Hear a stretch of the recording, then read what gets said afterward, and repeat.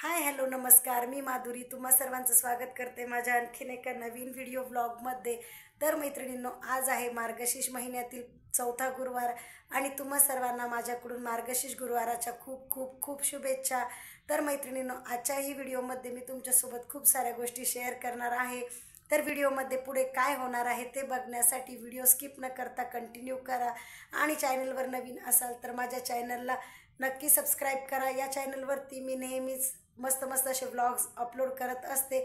त्याचबरोबर शेजारील bell आयकॉनही press करा जेणेकरून तुम्हाला माझ्या व्हिडिओचे नोटिफिकेशन येतील. चला तर मग सुरू करूया आपला मस्त आणि इंटरेस्टिंग असा व्हिडिओ. तर मैत्रिणींनो, मार्गशीर्ष महिन्याचा चौथा गुरुवार होता, त्यामुळे व्हिडिओला सकाळी सकाळी सुरुवात केली आणि सकाळी एकदा प्रसन्न मनाने दिवसाची सुरुवात झाली ना की अख्खा दिवस मस्त आणि अतिशय प्रसन्न जातो. तर सकाळी सकाळची झाडझूड आंघोळ वगैरे आटोपली. त्यानंतर म्हटलं उंबरठा पूजन करून घ्यावं, कारण कुठल्याही विशेष प्रसंगी उपवास, अमावस्या, पौर्णिमा, सणवार असले की मला उंबरठा पूजन केले ना तर मनाला अतिशय प्रसन्न वाटते. आधीच्या आपल्या घराला लाकडी उंबरठा नव्हता, फरशीचा उंबरठा होता, तरी सुद्धा मी उपवास, तापास, सणवार असले की उंबरठा पूजन, हळदीचे लेपन वगैरे करायचे. पण आता तर इतका मस्त सागवानी उंबरठा आहे, त्यामुळे अजूनच उत्साहाने हे सर्व मी करत असते. तर गुरुवारच्या दिवशी सकाळ सकाळ मस्त उंबरठ्याचे हळदीचे लेपन वगैरे केले, त्यानंतर रांगोळी काढून उंबरठा पूजन करून घेतले.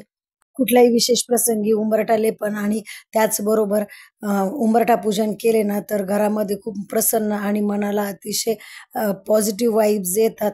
तर हळदीचे लेपन वगैरे करून झाले, त्यानंतर रांगोळी काढायची होती. तर नेहमी मी इथं रांगोळी काढत नसते, अंगणामध्येच मोठी रांगोळी काढते. पण आता सध्या ना नगरपालिकेचे रोड कन्स्ट्रक्शनचे काम चालू असल्यामुळे अंगणात सगळीकडे पूर्ण खणलेलं होतं.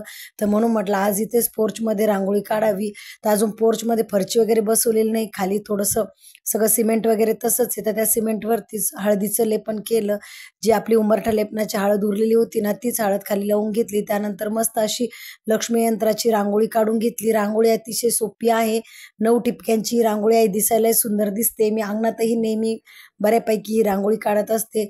तर रांगोळी काढून झाली, त्यानंतर उंबरठा लेपन झालं आणि म्हटलं आता घरातली आपली पूजा करून घ्यावी. तर घरातली रेग्युलरची पूजा झाली. त्यानंतर आपली जी गुरुवारची पूजा मांडायची होती तिचीही मांडणी करून घेतली. सध्या मुलांना ख्रिसमसच्या सुट्ट्या असल्यामुळे सकाळी कामाची घाई नसते. जर जर मुलांच्या शाळा असल्या तर मग सकाळी सकाळी आधी पूजा वगैरे होत नाही, तर आधी मुलांचे टिफिन ते करून द्यावे लागतात, त्यानंतर पूजा करावी लागते.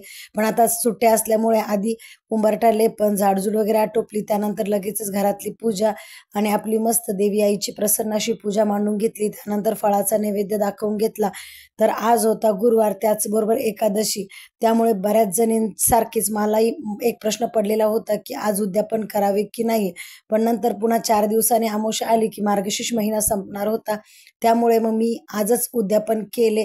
तर देवी आईला सकाळी फळांचा नैवेद्य दाखवला व संध्याकाळी साबुदाण्याची खीर करून त्याचा नैवेद्य दाखवून मी उद्यापन करून घेतले. तर या इथे आपली मस्त आणि मनाला प्रसन्न करणारी अशी देवी आईची पूजा वगैरे मांडून झाली. तर मला जेवढे नेम धर्म माहिती आहेत त्या पद्धतीने मी करत असते. काही चुका-माका माझ्याकडनंही होत असतील, पण कसं आहे ना, की पुन्हा पुढच्या गुरुवारी उद्यापन जर करायचे म्हटले तर मार्गशीर्ष महिना संपून जातो. मग ते उद्यापन करूनही काही उपयोग होत नाही. त्यामुळे एकादशी असतानाही देवी आईला मी उपवासाचा नैवेद्य दाखवून उद्यापन करून घेतले. तर 25 डिसेंबरला आमच्या अक्षूबाईचा बर्थडे होता.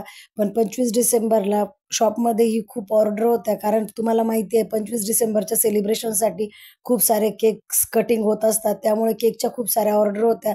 त्यामुळे शॉपमध्येही वेळ नव्हता आणि घरीही मला फराळाची खूप मोठी ऑर्डर मिळालेली होती. त्यामुळे अगदी 25 आणि 24 डिसेंबर आमचा खूप बिझी गेला. त्यामुळे रात्री सर्व दमलेले होते. मग केक कटिंग वगैरे केली नाही. केक आदल्या दिवशीच म्हणजे 25 डिसेंबरलाच बनवून ठेवला होता. पण केक कटिंगचं पेंडिंग राहिलं कामाच्या राहाड्यामुळे. मग आम्ही 26 तारखेला मस्त गुरुवारच्या दिवशीच तिचे बर्थडे सेलिब्रेशन केले. तर मस्त असे बर्थडे सेलिब्रेशन केले. तर माझी मुलगी अक्षदा ही 25 डिसेंबरला 14th इयर म्हणजे 14 वर्षाची कंप्लीट झाली. तर तिचंच हे बर्थडे सेलिब्रेशन. तर आमची नवीन लग्न झाल्यानंतर सर्वात पहिले आम्हाला ज्यावेळेस पहिलं बाळ होणार होतं, तर त्यावेळेस आम्ही मुलगी होण्यासाठी खूप एक्सायटेड होतो. कारण मला मुलीची खरंच खूप हौस होती. मुलगा होण्यासाठी आमची एवढी काही एक्साइटमेंट नव्हती. तर लग्नानंतर 2 वर्षातच आमच्या आयुष्यामध्ये ही गोड परी आली व त्यानंतर 1.5 वर्षानंतर लगेचच जो माझा मुलगा आहे तोही जन्माला आला. आणि माझी कंप्लीट फॅमिली झाली. तर तुम्हाला मी आधीच म्हटले की 25 डिसेंबरला आम्हाला खूप मोठी फराळाची ऑर्डर होती. तर त्याच ऑर्डरचे हे प्रिपरेशन आम्ही 24 डिसेंबरला करत होतो.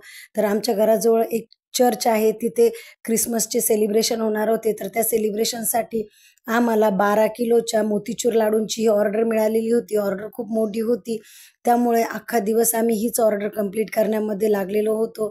तर 12 किलो लाडूची ऑर्डर कंप्लीट करण्यासाठी माझा अख्खा दिवस गेला, कारण आपला जो सेटअप आहे म्हणजे घरगुती पद्धतीने आम्ही फराळाच्या ऑर्डर करत असतो. त्यामुळे सगळ्या गोष्टी आपल्याकडं छोट्या पद्धतीने होतात. त्यामुळे छोटी ऑर्डर जरी असली तर बनवण्यासाठी खूप मोठा वेळ आम्हाला लागतो. तर ही ऑर्डर कंप्लीट केली व त्यानंतर दुसऱ्या फराळाच्या पदार्थांची ऑर्डर मला मिळालेली होती.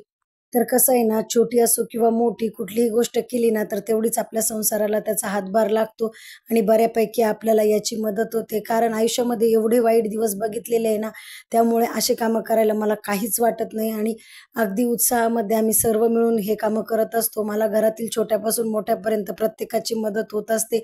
कारण ह्या गोष्टींमुळेच आम्ही ज्या आमच्या आर्थिक प्रॉब्लेममधून वर आलेलो आहोत, त्यामुळे शॉप प्लस अशा छोट्या-मोठ्या ऑर्डर करूनच आम्ही आमच्या ज्या नेहमीच्या गरजा आहेत त्या भागवत असतो.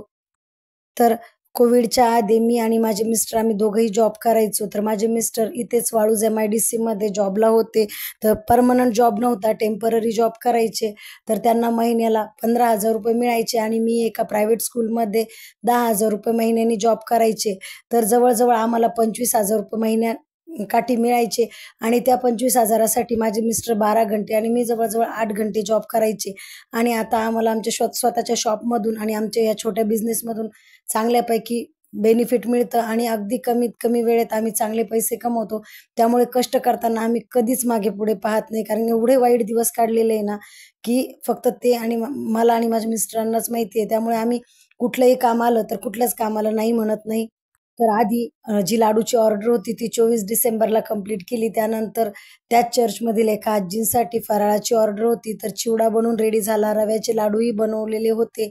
तर मला त्या दिवशी 25 डिसेंबरला चिवडा, रव्याचे लाडू, त्याचबरोबर करंजी, शंकरपाळी आणि मला त्यांना चकलीची ऑर्डर होती. पण नंतर त्यांनी चकली स्किप करून त्यांनी मठरी सिलेक्ट केली. तर मठरी पण मी बनवलेली होती.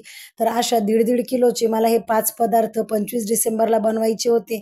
त्यामुळे 24 आणि 25 डिसेंबर 2 दिवस मला खूप कामात वेळ गेला. तर मैत्रिणींनो, आजूबाजूला तुम्हाला थोडासा राडा दिसत असेल, गॅसवरती रवा वगैरे सांडलेला दिसत असेल, पण दिवसभर एवढं काम होतं आणि एवढे सारे पदार्थ बनवून त्याचबरोबर आपले घरचा स्वयंपाक आणि मी आधीच्याही व्हिडिओमध्ये सांगितलेले आहे की मी टिफिन पण बनवत असते. तर एवढे सगळे कामं करून ना इतका राडा झालेला होता आणि कामाचा एवढा ताण होता, त्यामुळे थोडंसं घरामध्ये राडा वगैरे तुम्हाला दिसेल. तर शंकरपाळे, चिवडा, करंजी आणि रव्याचे लाडू बनवून झाले. त्यानंतर या इथे आम्ही बनवत आहोत मठरी. तर मठरी पण चकलीसारखाच अतिशय खुसखुशीत आणि मे बी गुजराती पदार्थ आहे. तर त्यांनी पहिले चकलीची ऑर्डर दिली, पण नंतर काय त्यांचं माइंड चेंज झालं. मग त्या म्हटलं, "चकली नको, मला मठरी बनवून दे." तर बाकीचे सगळे पदार्थ रेडी झाले होते आणि सगळ्यात शेवटी बनवली मठरी.